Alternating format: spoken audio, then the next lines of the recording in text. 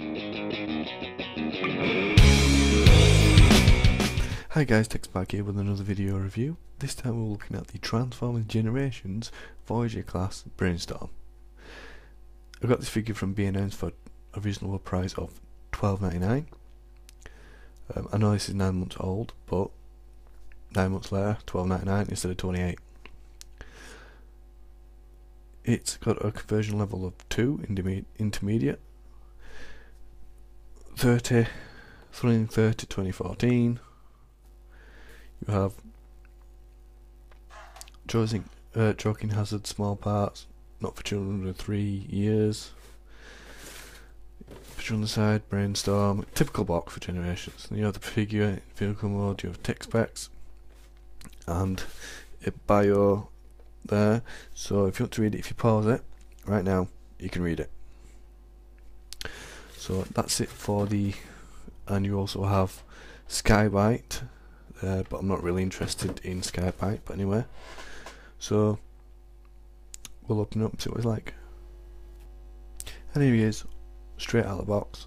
And one thing you've got to say about this figure is that you have to be careful. I'm going to judge this straight away. I was watching Bulkmatrix's review of this guy, and Bulkmatrix broke his head. Obviously, if you don't know, it's a Headmaster, which is my first Headmaster. There's a gimmick here where you push down on the chest here and it releases the head. Now there's a problem with lots of people where the head, see the clip there, if you can zoom in properly, there's a clip there, you see when you move it, you see it move that. Now on the Headmaster, you see right there there's kind of a like a hole there which this clip goes into. Now sometimes the clip doesn't go into the hole, it goes above there. Now Bulkmatrix, when you pull, they pull too hard and end up pulling the head, robot head of the Headmaster off. So what you need to do is you need to be really careful, focus, careful, and put it at an angle like this and clip it in. Now if it does go down past that, don't pull, just be careful when you do that because you'll end up pulling the head right off. It's easy fixed, but it's just a pain in the ass. Now this is my first Headmaster toy, as I mentioned before, and the I don't have the original toy to compare it to. Just people's words that this looks like the G1 toy. I just like the whole look of it. I like the blue and all the accents, colours on there. They got the red, some silver, and everything like that. It just looks really cool, and it's, apart from the Headmaster gimmick, which I can look past, it's one of those Transformers toys that they've done excellently. Simple transformation, it looks good in both modes, and it's brilliant. There's only one issue of mine which is kind of common with it, is this, the left hand is loose, but it doesn't really bother me that much, and you could probably fix that anyway. We'll go on to the accessories now. It does come with only 2 accessories, 3 if you count the head. It comes with pistols which you can place either on the nose cone there or on the back, and I'll get into that later. I'll just take them off to show you. Now these are pistols. I think the pistols are long barrels there, which are incredibly moulded as well. As you can see, if I can focus in properly, yes, no, yes, it's fine, hard to focus in, sorry guys, hang on a second, bear with me. As you can see, got some great moulding detail there. Just, if that were painted in there silver, that would have been brilliant, but I can understand why they didn't do that. The barrel painted nice and silver. There's no real Bulkmatrix mentioned he had like marring and stuff on it, but mine doesn't have that. There is a little like dent thing there, but pretty cool. And the other one as well. Unfortunately, they don't connect together or anything like that, but they're pretty cool. They've got a wing on it as well. He can hold them in his hand. As you can see on his hand here, there's like, you can just about see like half a circle that goes in there, and you can hold his pistols like so. Oh, he's being really fiddly as soon as he's on camera. Yeah, there is just enough room to get this piece over his arm there, so, and you can get him in some good poses as well. It's pretty cool. Talking about the moulding of the figure is really cool. You've got moulding detail in there, you've got a piston moulding, all this moulding in here. There's just enough paint on it. I would like a little bit more paint on the weapons, but the rest of the figure is just great with paint. The weapons do fit on the back. There's a peg hole there and a peg hole there. Unfortunately, you can't use that in vehicle mode, but you put them on there, and that's supposed to replicate the G1 toy, like that, on the back, and it doesn't look too stupid, and his backpack isn't really that bad. So yeah, it looks pretty cool there. Again, you can have them there or on the side, and I'll show them later on when in vehicle mode. Now these wings here on the side, you can have them folded back, or you can fold them out. I think that's supposed to replicate the G1 toy again. There you go. If you look inside his chest, he does have the I think it's like a game gimmick. I don't know. I can't remember. Wait, focus in there. Just try to put some more light there. Inside there, just like the old Headmasters used to do. Pretty cool. The articulation for this guy, he has a ball joint in the head, and it's really cool ball joint. It's thin, like, again, be careful, but it's pretty cool. Left to right, up and down a little bit. Pretty cool. He has a swivel and a hinge in the shoulder. He has a bicep swivel there. He has a double hinge, which is due to the transformation, but gives a great bend. Sorry about that, camera keeps focusing out for some weird reason. It does bend at the wrist here, but due to transformation. There's no waist articulation, but it does have really strong ratchets in his hip. Swivel below that and bends over 90 degrees in knee and foot moves, and he has a ankle tilt. The skirts do move out, they're a little tough. That's as far as you can get the skirts to go, but it's just enough to move it. If I really had to nitpick at this figure, the gap there, but apart from that, it's perfect. There's nothing wrong with it. There are only 2 Autobot symbols on it. So yeah, pretty cool.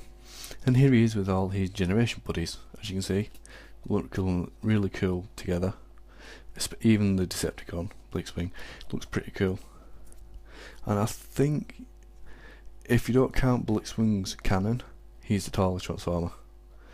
Up to the head, up to his head, he's actually the tallest out of these lot. So yeah. And yes, he can hold any other weapon from a Transformer that has a 5mm peg. Now to transform this guy, it's really simple but enjoyable, which I really like. Start off with, what you want to do is pull the head off again. Pull down, actually it'd be easy if you opened up the cockpit. Pull down this kind of like piece here, pull it down and then pull the head up. That releases that gap, put him to one side, transform him later. Then what you want to do is come under here, flip up the piece there until it clicks in, because one of the gimmicks is you push on down on this and it releases that when you transform it. So put it up, clip up, close the cockpit again, and then what you need to do is fold in the fist by folding that out, fold the fists in, close it up again, get it on this side, like that. And then what you need to do is come along here, spin it at the bicep there, and then what you need to do is bring this across, but instead of building it there, bring it across and then push it all the way across so that hinge goes right in there. So you can later on, so you can transform it later on. Go on the side, spin it on the bicep, bring it across, right across, and then at this point you want to remove the weapons from the back if you've got them attached to the back. If you haven't got attached to that, you don't have to remove them. You can do the feet, one thing I didn't mention is that his feet are really long, but he kind of needs that. If that was a bit short, he'd just fall over. So what you do is flip this piece up like that, fold in his foot, close it up again, same on this side, lift up, close, like that, spin him around, and then what you want to do is bring the skirts out as far as you can, and then like that. The hinges do sound like they're going to break, but they're really solid once you get it in hand. And then this cone, you want to detach it from the back. There's a peg right there, the pegs into there, bring this back all the way back, and then twist the thighs apart, and then so you can get it in. So close the thighs up, and then lift the whole piece up like that, just snap into place, and then move these arms out of the way, close the skirts back up, and then what you want to do is, there's like a sort of peg here and a peg here that goes into those slots there. It doesn't really peg in, it holds in, but it doesn't really peg in. Bring that across like that, put it into place. There you are, you're almost done. Swing these pieces around. Now there's a tab right there which goes into that hole right there. Let's bring it across. Actually, the hinge is supposed to bring across so the hinge looks like that in order to get those to fit in there. And again, the tab in okay, they don't click in, but the tab in. So on this side, hinge, plug it in like that, fold up the wings at an angle,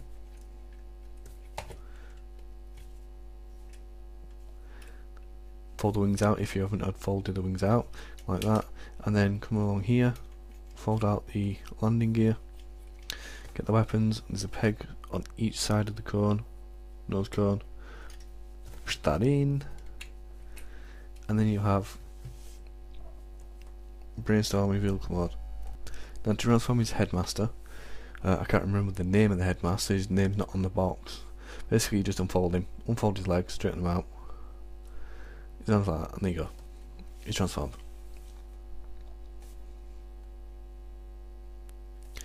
You see, it's pretty detailed for a small figure. He does have a screw in his belly, but it doesn't matter, it's pretty cool.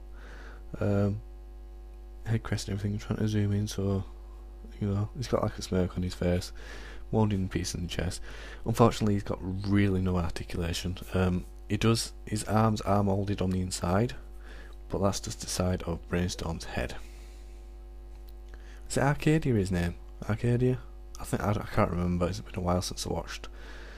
But his arms move out a little bit, but that's it, he just kind of folds around himself. Now to put him inside the cockpit, basically just open it up like that, fold his feet up there, whoops, and then pop him inside like so, and then close the cockpit up. Now Brainstorm's jet mode looks really cool. Jet mode, spaceship mode, it looks really cool. It reminds me of something from Destiny, and I was looking over it with a few moulding details and paint apps. You could make this look like the X-Wing from Star Wars. So yeah, it's pretty cool. Definitely looks like my ship from Destiny, like I said. I like the colours, pretty cool. It just looks really cool. You can see his legs and his arms, but it's a spaceship, you can really get away with that. The only thing I can nitpick about, again, hips here, you can see them. It's like something folded over there, like vents, that'd be okay. But you can't have everything.